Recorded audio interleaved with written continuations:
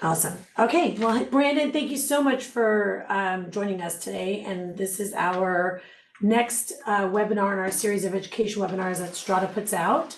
And we're super appreciative to have Brandon's time and attention because I know you do this a lot for a lot of people. So thank you so much. Brandon is a CFP and a certified, it's a charitable, the CAP is Yeah. charitable. So it's Chartered Advisor in Philanthropy. Yeah, Yeah. charter advisor at actually in my organization that I volunteer for, a colleague of mine just got that. So congratulations, by the way. Yeah, thank you. Um, Fidelity Charitable is an independent public charity that has helped donors support more than 328,000 different nonprofit organizations with nearly $71 billion in grants since its inception in 1991. The mission of Fidelity Charitable, which I think is so amazing, is to further the American tradition of philanthropy by providing programs that make charitable giving simple, effective, and accessible. And that is part of our mantra at Strada is as we continue to educate clients, we want it to be simple, effective, and easy for you all to do. In this role, Brandon serves as premier resource for charitable planning in the states of Texas, Oklahoma. I'm sorry, Brandon, Oklahoma, Louisiana, and Arkansas. I'm just kidding. Where it's his responsibility to build relationships with various financial advisors like us to enhance understanding of Fidelity's charitable donor advice fund program and discuss ways to incorporate charitable giving into clients' overall financial wealth and management plans. So prior to you joining Fidelity, Brandon, you began your career where? I started my career at Morgan Stanley in the financial services Oh, industry. And then nice. Okay. in 2008, I started at Fidelity Charitable. I worked in various different roles, but my most recent position before joining Fidelity Charitable was on the institutional side. So mutual fund wholesaling. Awesome. And so before that, you have your degree from Texas Christian University Yep. and also hold your CFP designation since 2011. And now, congratulations, you're a chartered advisor in philanthropy. So thank Yep. you so much for having us, for being with Sure. us. Thank you for doing this. I will just say, Brandon, you don't know a lot about our firm, but I will tell you that this is literally my philanthropic heartbeat. This is all I have been doing since I started my volunteer work in 2013 with the Greater Miami Jewish Federation and Legacy and Endowment Planning, and I continue to do that today with Shalom Austin Legacy and Endowment Planning. I also serve on the board of the National Women's Philanthropy for Legacy and Endowment Planning. So this is, and donor advised funds. I'm also on the foundation committee for Shalom Austin for donor advised funds and serve as an endowment trustee for my congregation's temple. So you and I are, this is definitely my language. And the reason why I love having you as part of our think tank is because we want clients to use what I consider to be the charitable checking account of donor advised funds and thinking about charitable planning all throughout their retirement and income planning, which gives them agency and command of their dollars. So super appreciative of Fidelity Charitable. And with that, I'm going to let you take it away. Yeah, thank you so much, Jennifer. So greatly appreciate the opportunity to talk today about what I consider is one of the best kept secrets in the financial planning discussion, and that is around philanthropy and charitable giving. And so today we're going to touch quite a bit. I'll touch a little bit about myself. You did a great introduction, but what I want to start with is kind of reviewing the charitable landscape so everyone on the call today can really understand how much is gifted to philanthropy every year and how and why Americans give to charity. Then we'll talk about the right assets. So using the right assets to fund your giving is a major consideration and how you can give more to those causes you care about.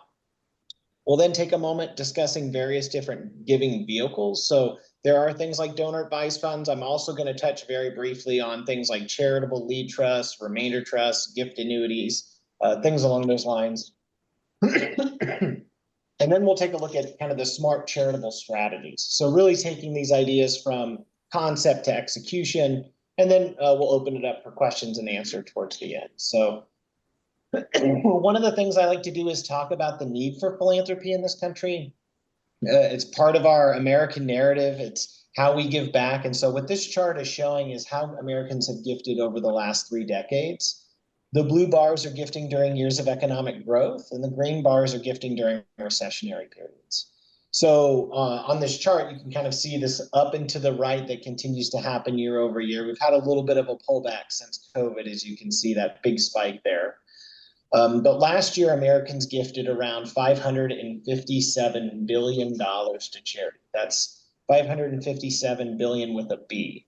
That represents about 2% of the country's economy, GDP, that is effectively allocated towards philanthropy.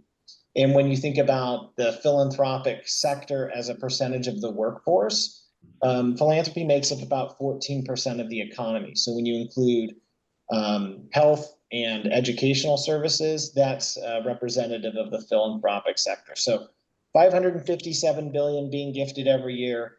If you look over here, who's actually making these grants or who's responsible for the giving, this donut chart's pretty revealing. So the vast majority of gifting that is done in the United States is done by individuals. About 64% of all gifts that are made by individual donors outright to nonprofits. So I think there's a misconception when you see these big, large numbers, you think it's going to be done by large corporations or foundations or bequests, but the vast majority of giving is really driven by individual donors stepping up and supporting the causes that they feel connected to locally. And so when I look at this kind of landscape of philanthropy, I get a tremendous sense of pride seeing the continued growth, knowing it's done by individualized donors. So I'm going to be talking quite a bit around donor advised funds. So I want to talk just what they are and how they work. They're almost like a charitable checking or charitable investment account that you can establish. I like to think of them almost as like a charitable IRA or like a charitable 529. It's a vehicle that allows you to be planful with your taxes while supporting the causes that you care about. And they were started in 1931 at the New York Community Trust, was the first donor advised fund. And then they really grew out in popularity in the 1960s to be more local. So local community foundations, you'll see them all around the country, where they will support nonprofits in the local community. And that was really how they were designed. What happened in 1991 that changed is when Fidelity Charitable started as the first national donor advised fund. So Fidelity Charitable, the group I work for, is not Fidelity Investments or the Fidelity Foundation. We are Fidelity Charitable, and we are an independent 501c3 that runs and administers a donor advised fund. So what we really focus on is donors supporting charities through the program. And so a little bit about Fidelity Charitable. Like I mentioned, we're an independent nonprofit organization, really with the goal of growing the American tradition of philanthropy. Since we were started, our program has our donors have directed over $73 billion to charity. Last year alone, our donors sent just shy of $11.7 billion to nonprofits.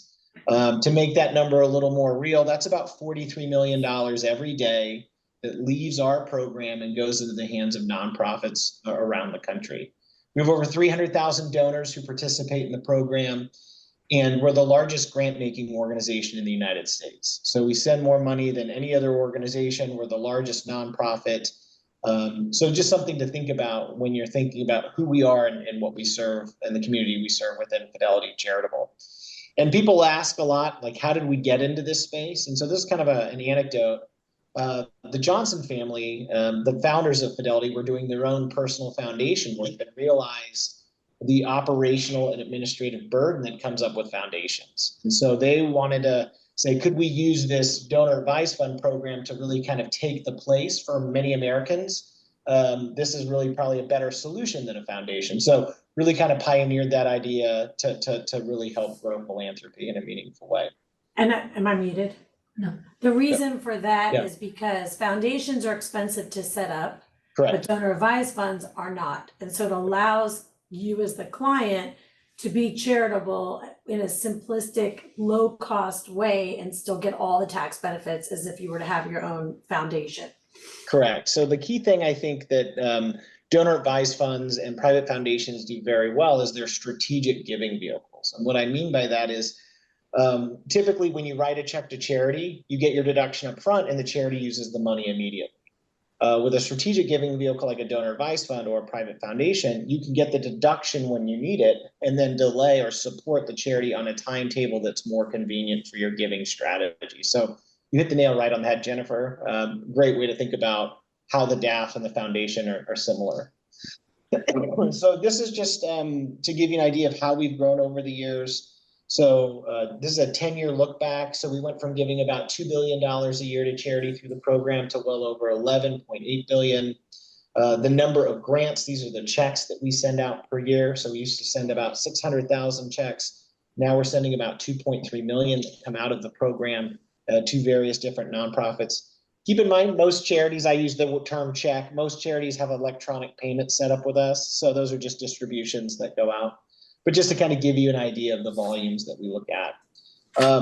One of the things I wanted to touch on is I'm going to jump right into this particular section here about thinking beyond cash.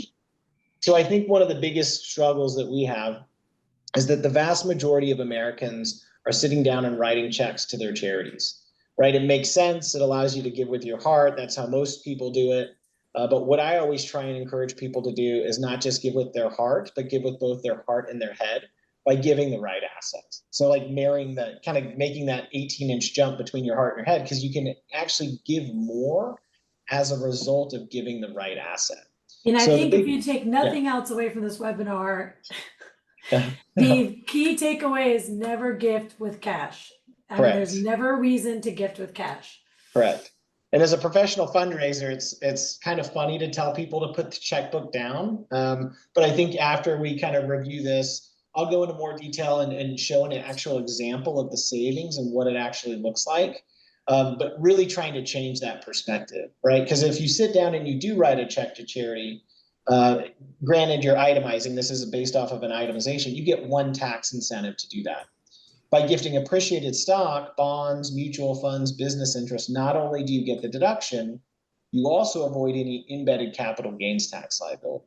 So you get two tax advantages instead of one.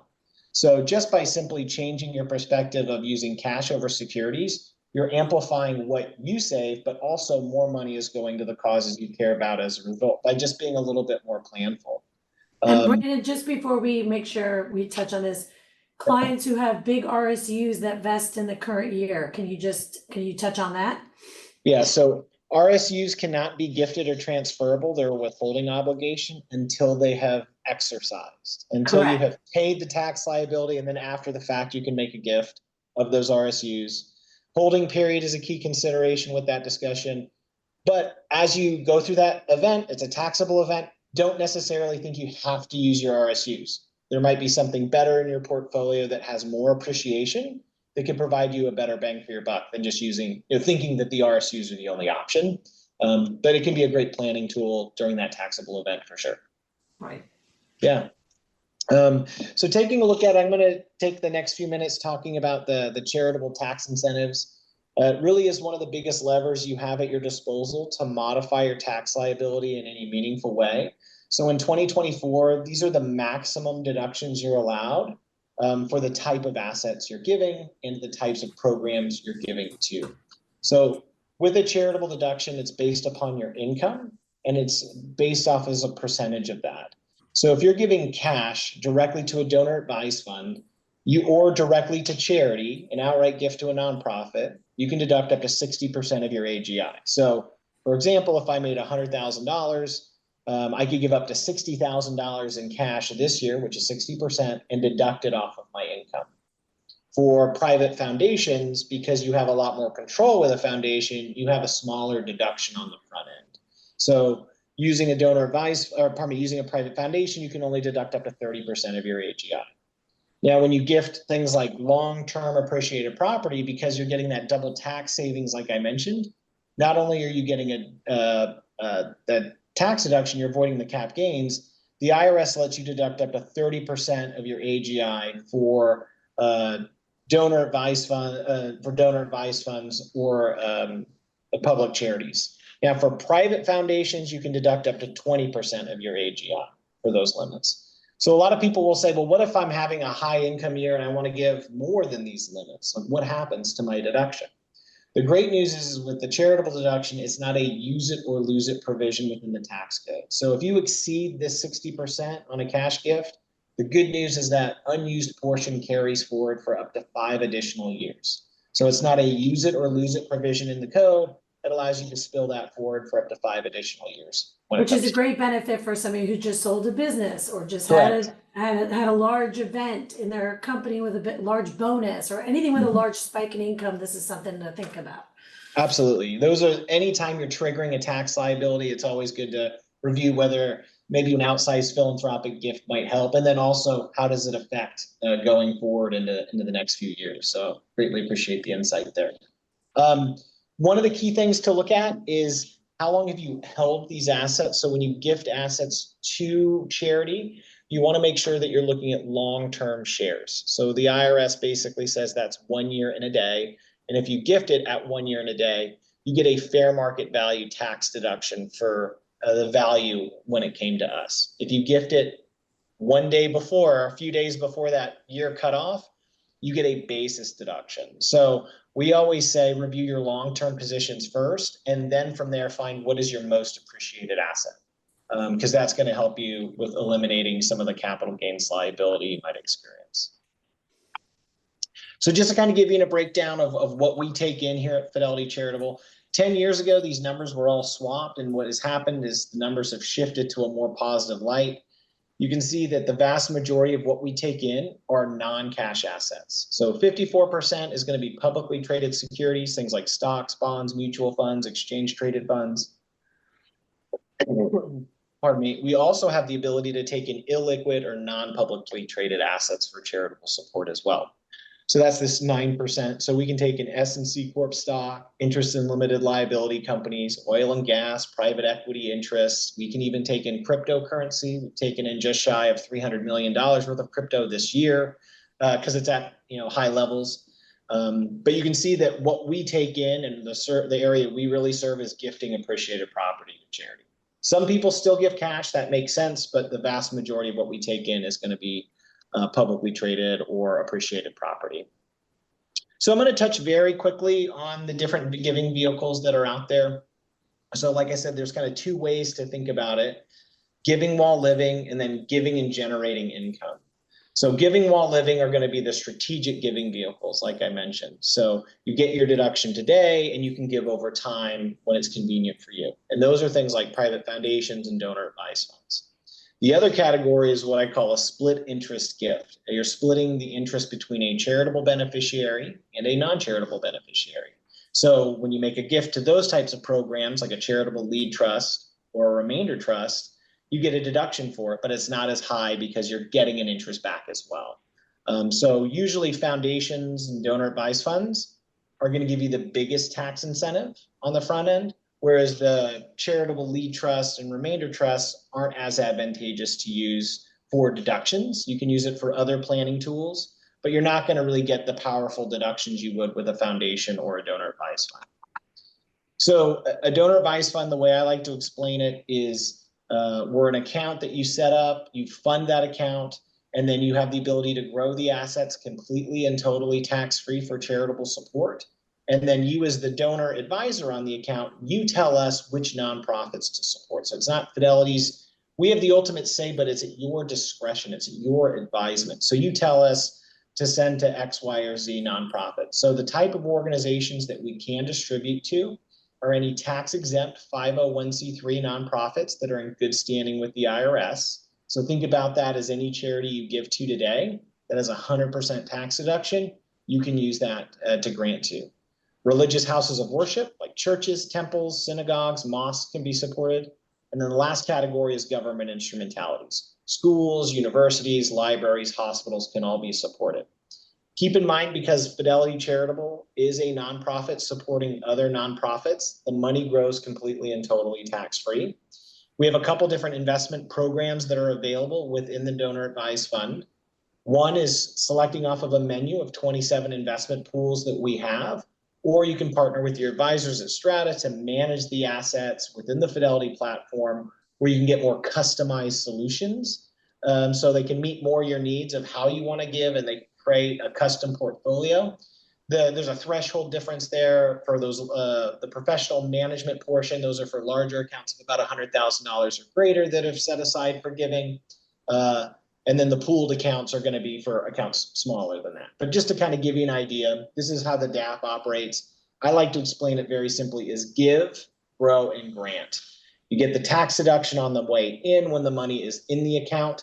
You don't get a second deduction on the way out, but the money does grow completely and totally tax-free for charitable support. Private foundations are kind of very similar. They're kind of the granddaddy of philanthropic giving, if you will. They're kind of the old strategy that's been around for many, many years. And so private foundations can be set up in corporate or trust form and basically nominate a board to run and administer the foundation. And so what that foundation's goal is to take money in for charity. Usually families will take money in. They then grow the assets with the goal of getting it out to charity. Where they're different is because they're in a different area of tax code. Private foundations have a lot more administrative burden to them. So you have to fill out what's called a 990 tax form. It says how much is in the account, who's on the payroll. So if you've got family members and you're paying them through the foundation, that's on the 990, how the money is invested. But I think more importantly, especially for families now, is all the charities that you give to from your foundation or public record. It's on that 990. So as a family, if you have a foundation, anybody can search and see where you're supporting. And so a lot of people that I've worked with have said, that's a little bit too far. I want to be a little bit more anonymous. Donor advised funds have the ability to do anonymous grant making, whereas a foundation's not going to afford that to you. And private foundations are far more expensive to set up, far more cumbersome to maintain, and have a lot more regulation associated with them versus a donor advised fund. So correct. For our intents purposes, we're focusing on the donor advised fund. Yeah, perfect. So charitable lead trust and remainder trusts are other areas that we see. So a charitable remainder trust is a trust that would be set up to have a remainderment go to charity. So this is an option that's out there. So a charitable remainder trust can be a solution for individuals who they set up the trust. You can see how it works. You would set up the trust. You make a charitable contribution into that trust. That's going to give you the deduction. Like I said, because you're going to be getting income back, the younger you are, the higher the payout rate is going to lower your deductibility. So that trust will pay money to the individuals for their lifetime. And then once they've passed away, whoever is left on that trust goes to the various different charities. So it is something we see a lot of people use, a lot of people who have highly concentrated stock in a single position and they want to defer that out over time, they can use a charitable remainder trust. So we see that from time to time. A charitable lead trust is very similar, it's just opposite. So rather than paying a non-charitable beneficiary up front, it's going to pay the charities up front. And then the remainderment goes to a family member or a named individual. We see this a lot for very large estates who might be subject to the estate tax. Not as popular, but something to just be aware of as a charitable planning tool that's available. Like I mentioned, these are kind of the differences between the different programs. I think the biggest thing is the deductibility. You have much higher deductibility limits with a donor advised fund than you would with a private foundation. So just something to think about when we look at the different giving vehicles. So now I'm going to be taking a look at the concept of donating appreciated security. So we're going to take a deeper dive on what this looks like. And like Jennifer had mentioned, if you take away anything, one slide from my presentation today, it would be this slide alone. I think this is probably the most impactful way to think about giving. So in this particular example, we've got a donor who's in the highest federal income tax bracket, which is 37%, and they're subject to capital gains tax at 20%, plus they're subject to a Medicare surtax. So in this example, someone purchased Apple stock at $20 a share, or for $20,000. It now has a value of $50,000. So on the right here is what most people do. Most people will donate after-tax proceeds to a charity. So if this was the asset you were going to utilize, you would sell the stock. That's what most people do. They sell the stock and write the check. So if they sell the stock, they have to hold out $7,140 in the form of capital gains tax for the IRS. That's for Uncle Sam.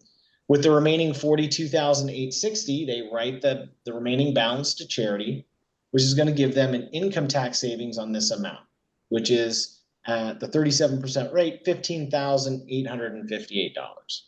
Right? On the other hand, if they gift the stock directly, either to a donor advised fund or outright to a nonprofit directly, they don't have to pay anything in capital gains tax. So they get a full fair market value of $50,000 on the date of the transfer, giving them an $18,500 tax savings. So you can see just on the income tax savings alone, you're much better ahead.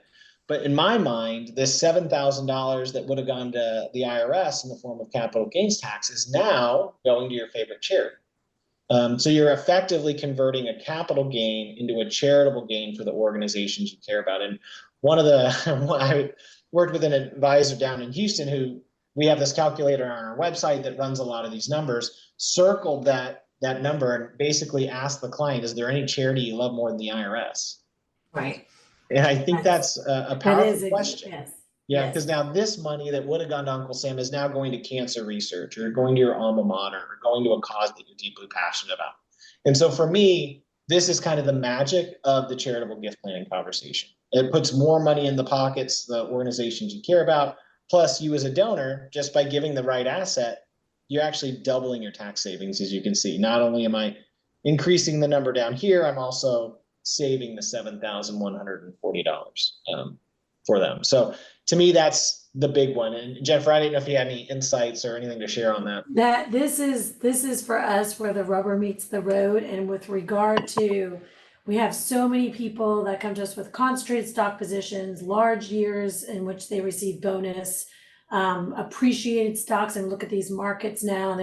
This is exactly why we need you to call a Brandon, a Strada, somebody to talk this through so that you can have those tax savings. Because it's not that we don't want to pay our taxes, it's just how can we better utilize our dollars to support the causes that we care about. And I totally agree. This is the slide, in my humble opinion, that if when I post this on LinkedIn, we should just say, go right to slide and number X number minute in the presentation.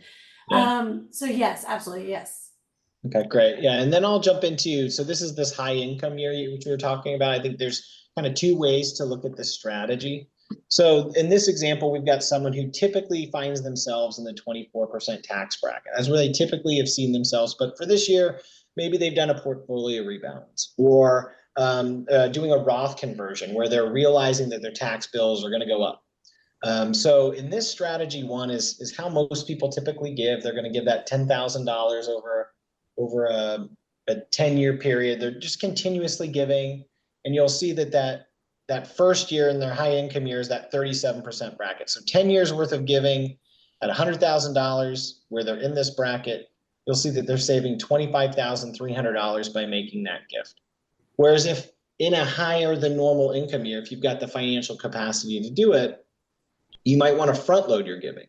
Because if you give that $100,000 when you're in that higher bracket, you're saving $37,000 as opposed to the amount that you've been paying over the years.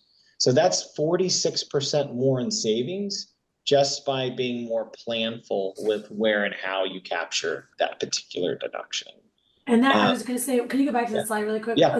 Oh, you're about to do it, the bunching. Okay. The bunching, yeah. This is the real, you. This is the real powerful like illustration on bunching. I can share that if you want. Yes, go ahead. Yes. So this is probably the most powerful thing that happened. So when the Tax and Job Act was passed in 2017, when Trump was elected, the Tax and Job Act effectively doubled the standard deduction. And as a result, many households, 25 million households, lost their ability to itemize. And as a result, they lost their most beloved deduction, right? The charitable deduction kind of got squeezed there for many Americans. So, and what this example is going to do is show how people might be giving today and how they might change as a result of some of that. So this is the hurdle that you have to clear in order to start itemizing. So this is $29,200 for those married filing joint. But let's say you got your state and local property taxes. Those are capped on the federal return at $10,000. You've got mortgage interest. And let's say you're giving $10,000 a year to charity. Good news is all your deductions are $30,000, which means you're $800 over the line, which is you can itemize and save on your taxes. So let's say that you do that over the next 3 years, right? You give $10,000 each year over that 3-year period. $280 each year in savings. So by giving $30,000 away to charity over a 3-year period, you've saved $840 in taxes, right? if you have the financial capacity to do it, it might make sense to do a larger gift in the current year. Because if you could do a $30,000 gift up front, now you're $20,800 over the line. And now you're saving $7,280 instead of the $840. So in both scenarios, this family is giving the same amount of money to charity. It's just how and when are they capturing their charitable deduction. And so for me, this has been the biggest shift, not only in the way people give, but how advisors provide insight regarding how to capture their deduction. Because like I said, you're given the same amount, it's just how you get your deduction. That's right. And in those years that you can actually now itemize, because you made that larger tax deduction, we've actually helped clients think, okay, I'm going to put, if they have 401ks where they have a Roth and a traditional component, they will actually put their money in the traditional 401k that year. And then the next year when they have to take the standard deduction, we put them back into the Roth, right? So there are ways to pair this to help clients maximize further additional benefits from the itemization the year they itemize. Yeah. And this is, to me, I think this has been one of the most powerful things we've seen shift. So just as like an anecdote, and these numbers are kind of indicative of what's happened. So DAF's as an organization or as a complex did about 200,000 accounts a year in 2016. And now all donor advice, which is not Fidelity Charitable, but Vanguard, Schwab, the other big ones as well, they do altogether about 700,000 accounts a year now. So you're seeing that something happened where more people are utilizing it. And I think that the tax reform has kind of forced a more planful conversation around giving as a result of the higher limits. The other time that we see this is becoming a big issue is around Roth conversions. So for those of you who aren't familiar with what a Roth conversion is, you're changing the tax status of your retirement dollars from a pre-tax to an after-tax or a tax-free situation. So for many individuals, they might do a conversion, but they have to pay ordinary income tax on the amount that they're converting. So in this example, we've got someone who's converting $500,000. And this is considering they'd be in the highest bracket. If you do that, you have to carve out $185,000 to the IRS in the form of ordinary income tax for the conversion. So during that conversion process, it might make sense to make that larger than normal gift to help offset some of that tax liability. And as you can see, what you would have to owe the IRS gets dropped pretty significantly, but it doesn't totally eliminate it. But you could do that through some additional offsetting with larger gifts, but just some things to think about on a way to help reduce or kind of take the sting out of that Roth conversion. Same thing applies for rebalancing as well. If you've got some big winners in your portfolio and if you wanted to reduce some risk, rather than pay the tax on those, you can always give them to charity and reduce some of that portfolio exposure. So with that, I think the big things that we talk about, this kind of things to consider, year end is kind of our busy time frame here at Fidelity Charitable.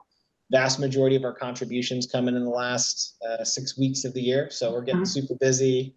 We call it giving season. We eat at our desks and kind of work really long hours, but it's worth it to help get that money in the door. Feel free to reach out. I think the big thing, I'm open for questions now if anybody has any, but would love to see what we can assist with.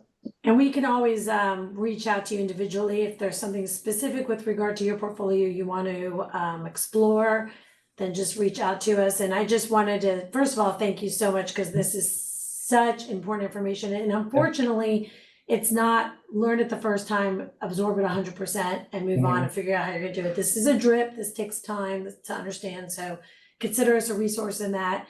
And it's interesting because, you know, I think Fidelity Charitable does a really fantastic job. So I just wanna compliment Fidelity and your donor advice program. One thing I do wanna say is that it's really important for clients to understand that if you do have that high income year, or you're doing that Roth conversion, or you're itemizing that year and you want to tax bunch and save, that is when you get the year you fund the donor advised fund is the year you take your deduction.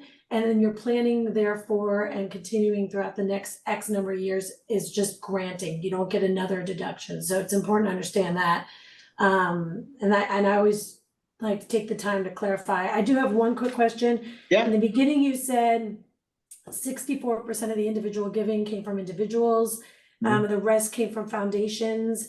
And that $557 billion, that slide at the very beginning, was that including the donor advised fund and the individual? That is, yeah, that's Okay. including donor advised funds. Donor advised funds make up about $85 billion a year in contributions of that number.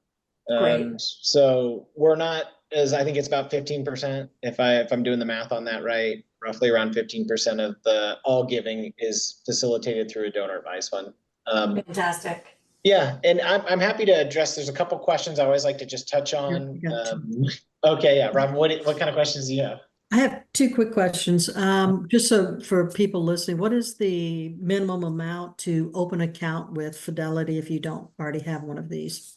Yeah, so the minimum for a giving account, there's no minimums. So we eliminated the minimum on our 30th anniversary. It used to be a $5,000 account. That was how big it had to, the smallest size it had to be. We eliminated that. Okay. And we're really leaning into kind of technology in regards to that. So typically people would just call us or go online. We've actually updated our services for an app. So a lot of the grants can be processed through the app now. So you just download it on your phone. If you're at a charitable event and you feel inspired, or if you see like me and ASP, the SPCA commercials with the dogs and cats, you grab your phone and just, I send money out directly that way. So we're really making it easy from that standpoint, but there's no minimum for a giving account. Okay. Second question, especially if younger people are getting into this and they kind of want to let this grow with that gift of time. Are you required to do gifting every single year out of the account? Or can That's you just great let it sit and grow? Yeah, that's a great question. So donor advised funds do not have a mandatory grant requirement at the account level. We send out, so just as a comparison, we send out about 24 to 30% a year of the balances out the door. So if we didn't take in another dollar, we'd probably run out of money in about 6 years. That's how fast the money moves through. Foundations on the other side, kind of like as a comparison, they have a requirement to send 5% every year. Okay. And as a sector, they send out about 6%. So donor advised funds don't have the limit, but they tend to be more active than foundations tend to be. Great. Thank you. Yeah, for sure. And what is the cost to a client to open up one of these? Yeah, so it's 0.6 of 1 percentage point for the first $500,000 in a giving account. So that's less than 1 point, or $100, whichever is greater. So the math on that is if your account is below $16,000, we charge $100 a year. If your account is above $16,000 a year, we pay that, it's that 60 basis point charge. And it goes down the larger the accounts get. Yep. That's something to think about there. Okay, also a couple of questions.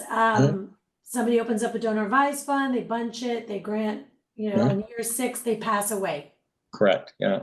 What happens? Yeah, so we call them successor options. So we have a couple different ways that charitable accounts get distributed or passed down. So most accounts are set up in joint names. So if someone passes away, the other will take over the account its entirety. When they both pass away, they can name successors. You can think of these almost as like a beneficiary of an IRA. They basically take over the grant-making privileges or the advisement privileges on the account. So they can't take the money out themselves. They can't use it. It has to be used still in that charitable status. They can change the investments, they can name advisors, they can make grants out of the account, and they can name their own successor. So they basically become the account holder, and that can be any named individual, friend, a family member, an attorney, anybody can transact on a giving account post-death. We also have the ability to name charities outright. So instead of an individual, you could say, I want it to go to, here are my 5 top nonprofits, and we'll process them out that way. For larger accounts with 100,000 or more in them, we have an endowment feature that can be activated. So rather than that charity getting the check right up front, they can actually endow it over a multiple year period. So 5 years has to go out to up to 6 different charities, and that endowment feature is kind of a neat way to continue that legacy of giving as if you were still alive. Yeah, and so that's a popular option, especially if people have concern around mission drift at their nonprofits. If I leave a large check, what's that going to mean? As opposed to consistent and recurring payments. So kind of and I also like to point out here that if you have you open up a donor advised fund and you start using this as a way to teach your children about planning and giving and what's important to you, because if they're going to be the beneficiary and they're going to take over the account, they can further the family mission. So it's a great way to bring your children into a multi-generational conversation. Correct. And even for young children, so you usually will see families who'll have like a big account and then their adult children will have their own accounts, and they can move money from the big account to the small account. But for like grandchildren, one of the neat things we have is called a gift for giving. So you can take a portion of your giving account and email it so that a friend of yours can make a grant on behalf. So it's called gift for giving. And so I've seen it where someone had said, we're going to sit down at Thanksgiving, everybody's going to get $100 with the goal to get together at Christmas and tell us, which charities you gifted to and why. And so that is a neat feature that's available as well to try and kind of inspire the family to get more creative with their giving. And that's called the Gift for Giving program. Fantastic. Great. I'd like to learn more about that for sure. Yeah, sure. Well, great. Well, I think we have exhausted our questions, and I am very, very appreciative of your time. Thank you so much. We will post this on our social media sites. And if you have any further questions, come to us and we will get you in touch with Brandon. Brandon, thank you. Yeah, thank you, everyone. Have a great day. Have a great day. Too. Bye-bye.